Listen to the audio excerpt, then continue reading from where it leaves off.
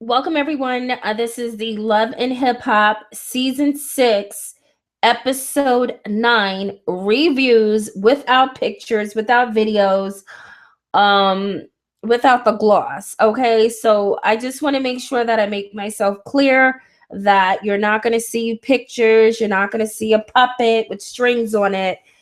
Um, so I just want you to get prepared, before you start listening, and you get upset, you're like, where's the pictures, where's this, where's that? You know, this is just a review. Hey, so we're back. Okay, and this is episode 9. Thank God. Hopefully we have like a few more episodes before we see the reunion, which I heard that they just taped. I can say hands down, I cannot wait until this season 6 bullshit is over. This is by far one of the worst. No, I don't think, because I think Love and Hip Hop Hollywood was just as bad with all that fakery that was going on there. I didn't watch hardly any of those episodes. I caught them at the reunion. That's how bad it was. But for New York, I mean, my goodness. I mean, like I said before, the New York has definitely fell off, because this is by far the worst Love and Hip Hop I have seen in a long time coming from New York. New York used to have a place where they used to have a name. If you said you was from New York or anything that had any affiliation to do with New York, boom, you was on top. But this shit right here is pathetic, okay, with a capital P. So let's jump right into it. So Rich Dollaz is at the bar with Mariahlynn, and they're sipping on a drink. Okay, and then I guess Rich Dollaz did some snaky shit.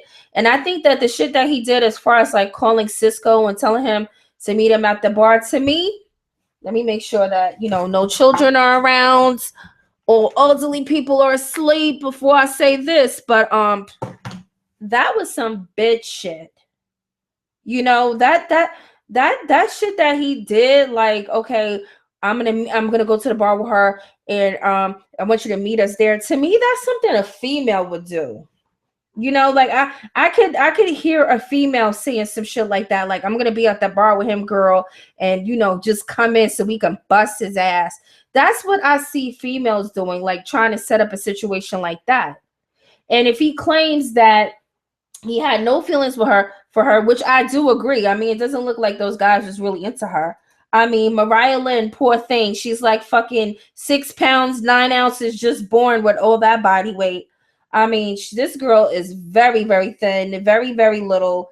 And I can't see these two men, Rich Dollaz, who has been through, like I said, every woman on the planet, damn near, and Sesky Cisco, okay? Sesky Cisco, with the thick women that he's been involved with, all different shades and sizes as well, not as thin as Mariahlynn. I just can't see these two men involved with her to the point where, they was hurt because they found out, he's hitting her. I don't really think it was about that. I really don't. I think that it was about what they said about the fact that, Rich Dollaz kind of like slid off in the bathroom with homegirl from California, which was fucking crazy. Like, how is it that Cisco managed to get this girl to leave her child behind, move away from California, leave everything behind to move in with him? And she has a couple of conversations with Rich Dollaz in some cheesy ass restaurant, enough to make her slide off in the bathroom and get hit from the back. I just, so I do kind of feel that there is something there. There's some animosity there, because of how Rich Dollaz was able to easily come in and take his girl like that with no game, no kickback whatsoever. So I don't know what's up with Mariahlynn. I mean, like I said in my last episode, she has a big ego, to the point where she really thought that she was going to solidify anything solid with any of these two men. I think not. So they had a fake fight. I mean, come on, the shit was staged. They had a fake fight where they looked like it was about to hit each other, and then the security came. I mean, you know what? This reality shit is getting really, really tacky. It's like the more reality shows they come out with, the more you could see like the fake acting and all the fake stage plays that it's just not even entertaining anymore. And anybody with a sensible mind and a bright eye to see will be able to see that half of this shit is fake. Whether people are pregnant or not, whether people have sex with each other or not, a lot of these fucking scenes are fake as hell. Okay? So they so-called had a fight. And then, you know, everybody broke up and you know, a big deal. And I'm actually watching it right now, and I'm like, okay, just move on. And we have Mariahlynn here. Oh God. Actually, I got something I gotta do. Hold on for a second. Y'all gonna have to listen to the broadcast. Okay. You call me, I didn't answer. You busy, right? That's great. Because my phone is like, you start talking to me to get back at Rich. Listen, I'm not going to make no excuse for that. At least I'm honest about it. You know, I like Mariah at first. And I thought maybe we have something real. But this loyalty is something I'm not taking from her. So she can think whatever she wants about my intentions with her. I'm not changing my side of the story. Period. So now I got two issues to handle. Her and then you. You don't have to handle me. I'm good. Take care.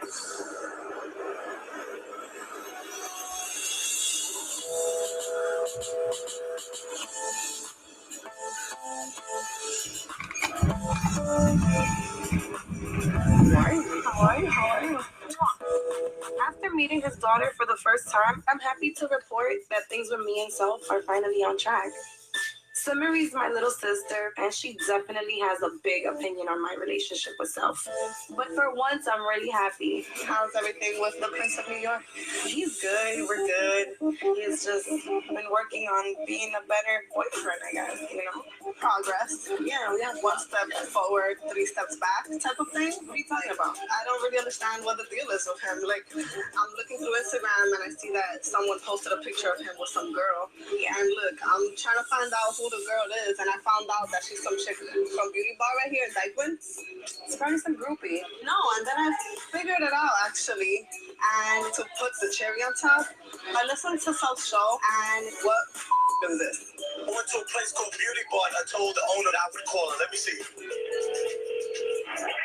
Rosa, what's popping? You gonna make sure you get acquainted with me? Yeah, my man. I love my guapo. All the Latin women, they call me guapo because you know I'm definitely guapo now. I'm so over these girls throwing themselves at Self. I can clearly see why my sister's suspicious. But I'm really trying to trust that Self is okay, so I'm back. And only me. I'm sorry, I had to do something. These pictures come up, like how she's talking to him is not someone that you met 1 time or 2 times. It's way more comfy. Like it's something funny. Okay, I'm glad that you guys listened to what you listened to while I was doing what I had to do. So let's talk about this pathetic Yoma and DJ Self situation with the sister getting involved, stalking Instagram, seeing who he's taking pictures with, listening to his shows, listening to who he gives out shout outs to, trying to figure out if there's anything in addition to what DJ Self is doing. Let me make this clear right now. DJ Self is a DJ, okay? He's going to be around many people, okay? And there's going to be situations where women will throw themselves at him because for whatever reason. What I don't get is why the hell is Yoma so freaking, why is she so concerned about what DJ Self is doing as far as like maybe like, you know, taking pictures with other women and doing things of that sort when her ass is a stripper? And even DJ Self said it himself. He was like, wait, hold up. Do I say anything when you have men basically like touching all over you, getting hard-ons, you know, want to have sex with you? You probably going in the back room with those niggas on the low. I mean, you don't see DJ Self acting all crazy with her profession. And if anybody should be jealous, it should be DJ Self, to be honest. So I don't get what all that shit is about. Her getting like, and then she always has like that same fucking act. Like she always cries and, bitch, please stop. Okay, your ass is swinging around fucking pose with men's with hard-ons, and you worried about what DJ Self is doing, and you crying and talking about, oh, he wasn't the best thing. No, bitch, you're not the best thing. I'm sure that he can come across. Okay, I'm sure he could find himself a decent woman who looks just as good, if not better than her ass, who has something going on other than, you know, slutting herself out on stage. So let's get that clear. So Yoma, please. Like I said, I'm not really feeling Yoma. But hey, DJ Self, he likes her, so good luck for them. So anyway, she goes to Rose's bar, and this is exactly what I'm talking about, because again, DJ Self, she's not the best thing. Rose, she owns the bar. She's a professional woman. It looks like she has a nice physique, a good head on her shoulder. He can definitely get with somebody else as well too. So she goes to the bar, so-called, to the beauty bar, and she just happens to show up, you know, and then, you know, magically the cameras are there, security is there, everybody's there. So she goes in and she's asking, basically, did you have sex with him or whatever? And I really didn't get a good solid answer from Rose that made me believe that they really did have sex. I don't think DJ Self and Rose actually had sex, to be honest with you. I just don't think so. I think that encounter that they had at the restaurant was probably the closest that they've ever actually been together, from what I'm getting, because his body language, it just appeared like it was a shock and awe when she sat on his lap and she dived into his mouth. To me, it just doesn't seem like that's something that they've done before, or else his body language and the whole way that he interacted, it would have been more natural. So I kind of believe DJ Self when he said he didn't have sex with the girl. So it's going to be kind of disturbing when he finds out that she went to her beauty bar and they had a fucking argument. She came from behind the thing. And what does Yoma do? She goes and start in the bar and starts ripping shit off the hanger. She better hope none of those blouses got a hole in it, because I would have sued her ass big time. I have no idea why she took her anger out on the clothes and not on DJ Self. He's the one who should have been getting his ass ripped down, not fucking Rose's shop. So anyway, she's pulling down all the clothes. The security gets her out of there. And please, I mean, trust me, looking at Rose, I could tell that she's the kind of chick like, you know what? If I did not invest all my money and time into this business, she would have probably beat the shit out of Yoma, because you don't go into nobody's business and take the clothes down from off the shelves angrily because your man took a picture with somebody else and he be going to the beauty part and you can't, you know, have no control. He doesn't have any control. But anyway, they ain't even in a relationship like that. They're just dating. What the fuck is wrong with people? People, they date nowadays and they act like it's a marriage. It's not a fucking marriage. And even if it is a marriage, look at fucking Peter Gunz. He's fucking married. He's into these two deep ass relationships. I mean, come on. So anyway, she goes to DJ Self's job. He comes downstairs like, what the hell did you call me downstairs? I'm in the middle of working, middle of making money. I'm on live on the radio, and here you are coming downstairs talking to me about a girl named Rose, who he knew for years, who he had a chance to smash, who he had a chance to solidify and make the relationship solid, and he never did any of the things that she thinks that they're doing now. Yoma, please. I think Yoma just needs to calm down. The man said he loves her. He said he wants to make it right with her. He introduced Yoma to his daughter. I mean, just relax. Just go with the flow and let things work out on its own. And don't rush it. Okay? So that's the situation with them. Like I said, it's really nothing to talk about. The relationship is ridiculous. I mean, he clearly was playing her with, what's her name? The girl who talks funny. I can't even think of her name right now. The girl who's ignorant as fuck and talks funny. He was in a relationship with her. And she's so into, you know, Tony, her jail man. She ain't even really paying for DJ Self like that. So if anybody should be concerned about anybody, I think Yoma should not really concern herself with Rose. I think she really needs to concern herself with Miss Cardi B. Because if anybody, I believe, can get DJ Self like under her wing, I really believe that it would be a big competition with Cardi B. But like I said, Cardi B is not really worried about DJ Self. It doesn't look like she's that interested in him. So as far as that concerned, I don't really think Yoma has anything to worry about as far as Cardi B coming back. But if she did, I think she should mainly be concerned with Cardi B over Rose. To me, Rose just doesn't look like a competition for her, even though Rose in her mind believes that, you know, if she wants DJ Self, she can get him. I just don't see that. I really don't. So let's move on. And this is going to be a very short review. So Yandy and Remy, they're at the beauty place, the wedding place, and you know, Yandy's saying, you know, you want some bling, you want your dress poofy, and then Remy is like, no, I don't. Like Remy's looking at her like, I don't want no bling. She don't want nothing girly, it sounded like.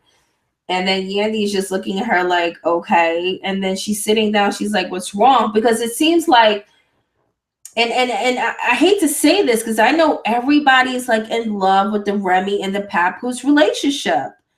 And I could see why everybody would be in love with that because it's not normal. You don't usually see, like I said in the very first of my episodes, you don't normally see. I mean, I know it exists. I know people do love each other and they're out there getting it on just like Remy and Pat, but that's not something that you normally see. That's not what's being promoted in the minority community.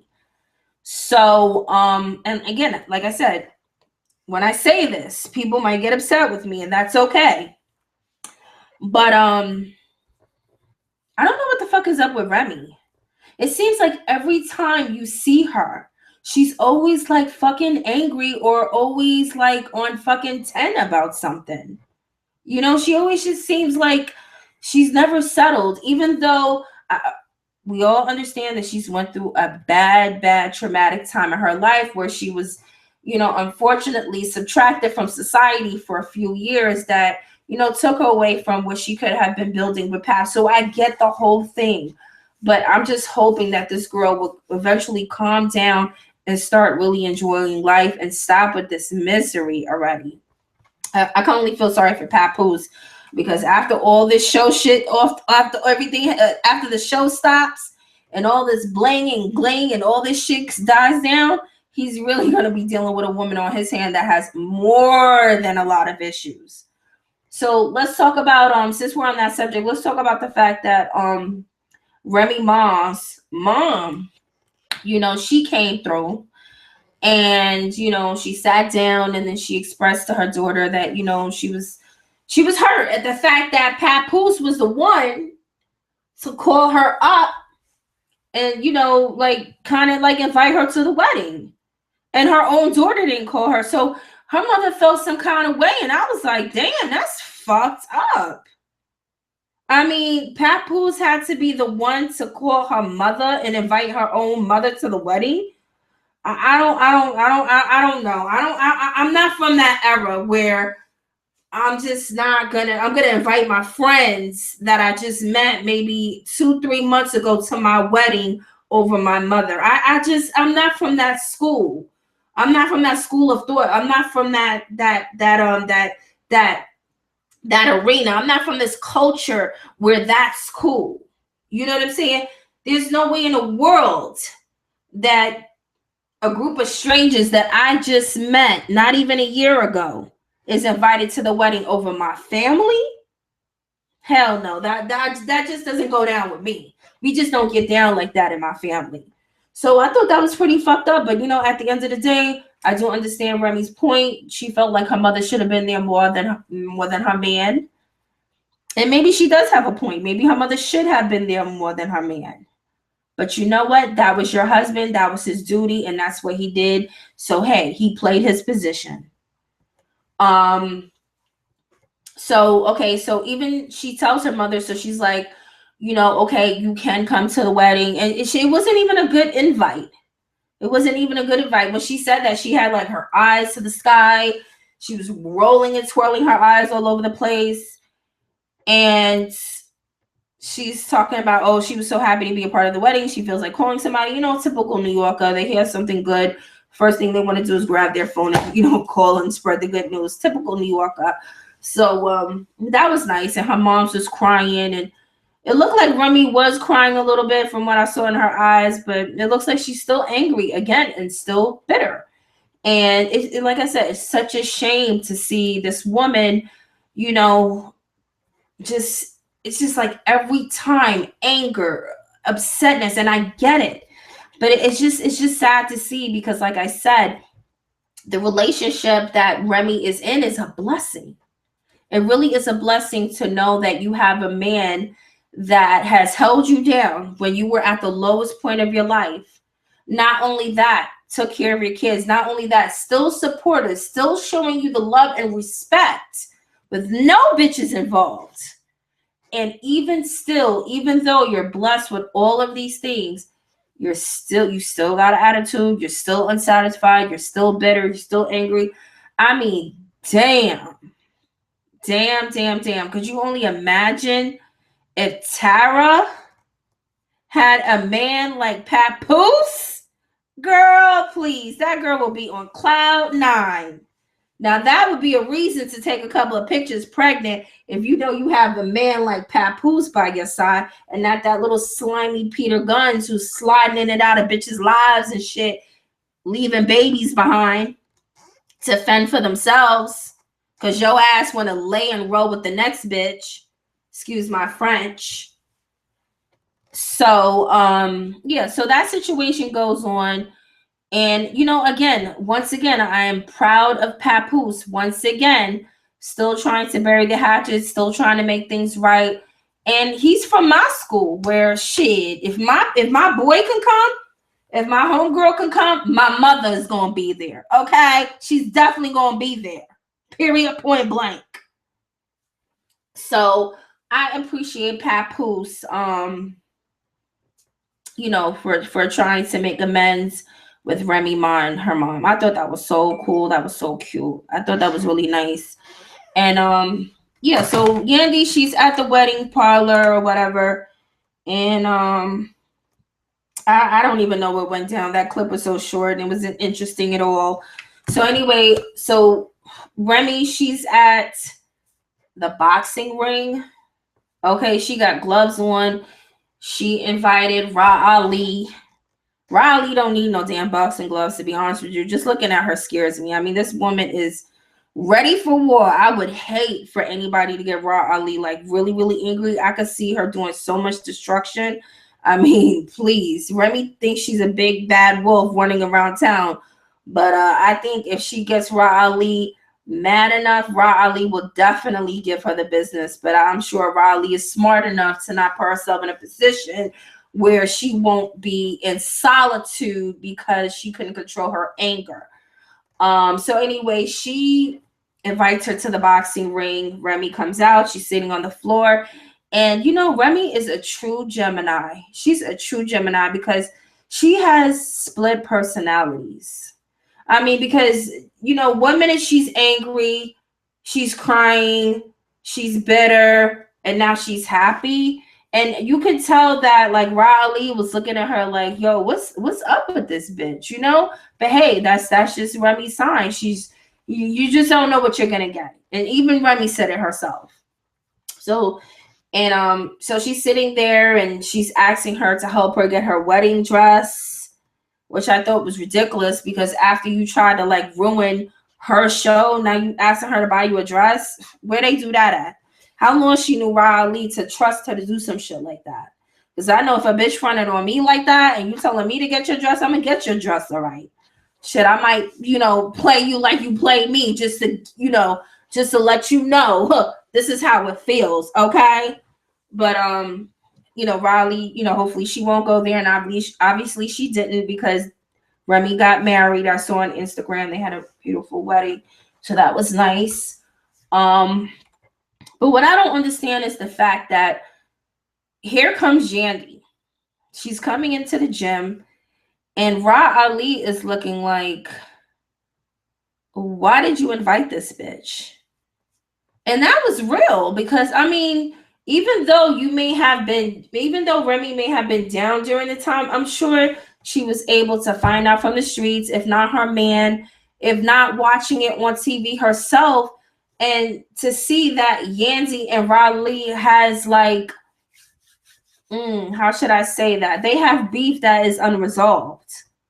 But, you know, fortunately, they're mature enough, business minded enough to not let things get out of hand where there's drinks being thrown, clothes on the floor, wigs on the floor. You know, they haven't gotten to that point where the anger has overtaken them physically to the point where they want to, you know, cause some harm. But I mean, honestly, did Remy not know that they weren't cool because of the situation that Riley had going on with Mendeecees in the apartment and what she knew about him and all this shit? I mean, she didn't know. So I thought that was kind of grimy. You know, but again, Riley, you know, she said what she said when you heard her. But I'm sure in the back of her mind, she's like, damn, this bitch is grimy. Because why the fuck would you put me in a room with this bitch? And you know I got problems with her, and you want both of us, even though we are known enemies to society. Everybody knows that. You want us to plan your wedding together? To me, that was ridiculous. I just don't understand it. So Yandy, she's sitting there cheesing, trying to, you know, have some decorum about herself, trying to show that she's the bigger person, even though she and Riley have problems. She's still gonna do what she needs to do, which is fine. But to me, that's just fake as hell. I'm sorry. If you're my known enemy, there's no way in the world.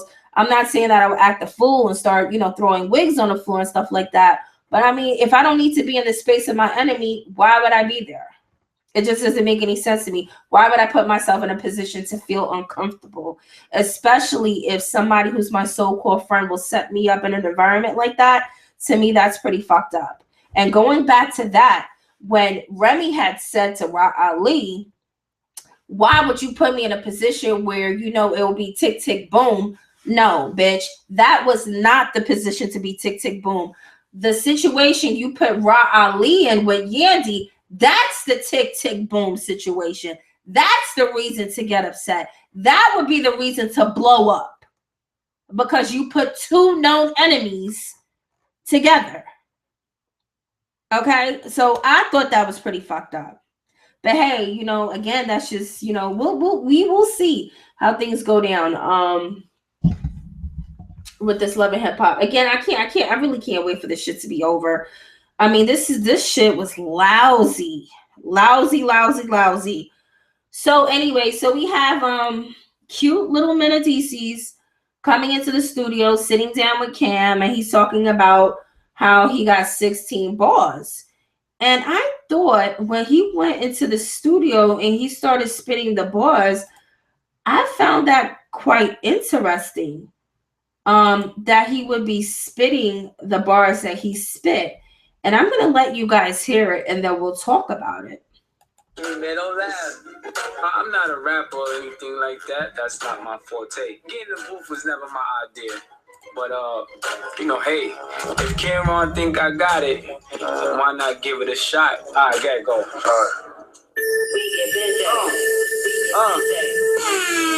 Me and you, we can't get along. Tattletale. Tell me who the hell I'm snitching on. Never that. I never been around. I'm out on bail. 650, that'll be exact. Salute. Okay, I really wish I could show the video, guys. But like I said, I did this before where I was actually showing the videos, and my shit fucking got banned. So this is why I have to do the radio. This is why I have to do the broadcast like this. But if you could see the look on Cameron's face, man, I mean, it's priceless. It really is priceless. I'm looking at his face right now, and he got his eyes all squint. And I really and truly believe that Mendeecees, he came up and he said that bar as a direct message to Cameron to let him know, yo, I didn't snitch on anyone, okay? Because whether this is Love and Hip Hop that we're watching, I can tell you guys, the streets was talking, okay? And they said that they was under the impression that something may have went down, and that's why Mendeecees ain't down. First of all, nobody should go down. But according to the streets, that's what they believe. you know, hopefully that didn't happen. So I find it very ironic that he came out with bars like this. I mean, and what the fuck is this? I mean, he couldn't come up with any other bar. He had to come up with these bars. It was because he's trying to send out a message to the streets to let them know, look, I'm not a rat. I'm not a snitch. But hey, let's continue on with the rap. Let's listen to what Mendeecees is saying. You should tell me, Bravo, if you knew what I did before I managed Vital Street. You might say, if you knew when I managed Vital, okay. Me on the TV show Us Now. Do you when I've been a CEO? Fine, you've been in your own practice. Nah. Do that for the first time. He got that right, because that did not sound like somebody who just did that to the first time, even though it was horrible as fuck. I don't believe that that was the first time. I believe that he practiced that and he made sure, because he was probably like, you know, dude, you got like 59 seconds to drop these bars. So whatever message you want to let the streets know, you got 59 seconds to let them know. So he hurried up and, you know, he did that bar. And I'm like, even if he rapped about not being a snitch, not being a rat, you could just tell from Cameron's face, he still wasn't believing his ass. So he can go ahead and polish that rap game all he want. I just don't believe nobody's gonna really believe Mendeecees about what he's saying. Yeah, so that's that. So Mendeecees, you know, he's so cool, a rapper, horrible rapper, but you know, nowadays music is so fucking bad, and the technology that they have, I mean, they could really spice it up and make a motherfucker sound like French Montana or you know, or somebody, Future or somebody. So they definitely could work with his ass if that's what he wants to do. Okay, so yeah, so that's basically it. And I believe that Mendeecees is just trying to put himself in a good light right now. He probably got a lot of heat, and now he's saying they keep pushing his case back, and now he's not in jail. Again, we don't want Mendeecees to be in jail. Nobody should want him to go to jail. I mean, this man just got married to a beautiful woman. He has a lovely family. It looks like he's trying to do the right thing. So I really, really hope that things can work out, not only for Mendeecees, but anybody who's out there trying to, like, you know, walk on the right path. Hopefully, you know, their ills will be enough for them to change their life and just do good, especially if you have a family and everything is on the up and up. I mean, why not, you know, stay out in the world and enjoy that lifestyle instead of walking around like these three idiots that I'm about to talk about. So Rich Dollaz, so he meets up with Peter Gunz, okay? He meets up with Peter Gunz, and then Peter Gunz drops the bomb on him and says, guess what? Tara's pregnant. Rich Dollaz, he's like thrown back. And he's like, you know, Amina was pregnant. She, you know, unfortunately had an abortion. He's thrown back. And even Rich Dollaz said to himself, he's like, you know, I mean, man, I mean, it's one thing to be a creep, but this is a whole nother level. He even said not even the creep squad would approve of such disaster that you will place in someone's life, because that's exactly what this is. It's a fucking tragedy. You know what I'm saying? That you would do this. And Rich Dollaz was right. Let me see if I can get the clip. Never empower anybody over the creep squad. Who knows what's going on in his life? I have my problems too. Why am I trying? Okay, so let me get the part for you guys. Coming between them, including he comes. I used to bang him. Okay. I messed up. Probably to the point of no I can co-sign. But I okay, here's the part, guys. Here's the part. My shit. What's going on with you? Tara's pregnant. Oh, gets worse. Nina was pregnant. They was pregnant at the same time. You should see the look on Rich Dollaz's face. Time to have a baby, financially. So we decided to go a different route. Every time I think I got problems, my man Peter Gunz puts my problems to shame. Getting two women pregnant at the same time, that's messiness that not even the creep squad can co-sign. But I do. Okay, so you heard him say that out his mouth. Just want to make sure that's clear. do feel for my man because there's some serious consequences for everybody involved. Okay, you heard him say it out his mouth. Something that I've been saying for a very long time. Okay, and it's only going to get worse from here. You better bet that bottom dollar right now. I don't know what the hell is going on in Tara's mind where she's trying to like swirl this I don't know. I'm looking at this woman. I'm like, what the fuck is she thinking about? Like, are you fucking serious, bitch? Like, do you know? I mean, we can't really turn back the hands of time, but I mean, yo, wake the fuck up, bitch. I mean, I'm sorry if I'm cursing and stuff, you know, but damn. I mean, you're about to have a baby, okay? A baby, not just a baby that you're going to be paying like house with, okay? Like this is going to be like forever, baby, okay? Like even after the baby is 18, that's still my child, baby. I mean, and I agree with Peter Gunz. I agree with Rich Dollaz. This is disastrous because people are getting older, okay? And we can all see that Peter Gunz, it makes me wonder, is Peter Gunz going through a midlife crisis that he would be so fucking messy at his age to not realize the consequences that comes with sex, especially having sex with two women that you got impregnated? I mean, it just makes you wonder, like, is this man going through a midlife crisis that he just wants to feel like he still got it like that so he would do some stupid shit like this? You know, like, this is ridiculous. And I'm like, look, I'm looking at Tara and I'm like, she's all over the fucking internet, okay, taking pictures in her pregnant state. And I'm looking at the pictures like, okay, great, you know, you're pregnant, this, that, and the third, but this shit is tasteless to a degree. Because, I mean, you put yourself in this position. So let's listen. Plus, I can see the homie Gunz is real shook up about this. It's like every time you take a step forward, you take 2 steps backwards. That's the story of my life. Because you're irresponsible and selfish. Okay. Let me let this part play. I'm gonna take too many more of those. Okay. So Rich Dollaz is right.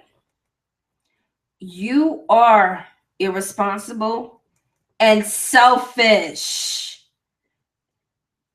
2 of the words that Peter Gunz needs to be hearing for the rest of his days. You are an irresponsible, selfish man. Okay? Let's say that again. You are an irresponsible, selfish man. Period, point blank. Selfish. That's exactly what the fuck this man is. He is selfish. Because don't tell me that you got baby fever. This is not your first, not your second, not your third, not your fourth, fifth, sixth, seventh. This ain't. Look, you got more than, you damn near got a dozen children, okay? So don't tell me that you got baby fever. You're fucking irresponsible. Both you and Tara and Amina. All you motherfuckers are irresponsible. They're bringing children into this world and they're not going to be able to be in a home that's solid. Because this nigga's all over the damn fucking place, confused as fuck, like I said before. Bringing children into this world, it's not fair for these kids. And then looking at the next episode that's coming up, they showed some previews of his daughter crying and shit, talking about when is all of this gonna stop. Let me see if I can get that for you. And she got a damn point. I mean, for goodness sakes, this man is fucking damaging not only these women, but the fucking children. To the point, his daughter, she looks like she's in her 20s, and she's still fucking crying about what her father did to her mother. So she's crying about some shit that her father did to her mother, like maybe 18 plus years. Let's give her that benefit of the doubt. years ago. What about the children that he's bringing in now into this relationship? What mind state are they going to have when they get to her age and they're able to sit back and look back at the mess that their father made? And it looks like I got the clip right here for you. So let's go ahead and play this shit. What? You have such a good heart. Like, maybe you can't be with one person, but you can't keep this going on. It's not fair. Have you considered homosexual? The woman is crying. Peter Gunz's daughter is crying, talking about it's not fair. It really is not fair. But you know what? I digress with that whole messy situation. You know what? He made his bed, so let him lay in it. That's all I gotta say. You made your bed, so you lay in it. So he's gonna have to deal with it. I have nothing more to say. All I can say is ending this broadcast. Season 6 was the absolute worst Love and Hip Hop New York I have seen in a long, long time. I'm sure a lot of people will agree. This was horrible. And I can't wait for it to be over. So anyway, this is my review, and I will see you guys next time. All right, later.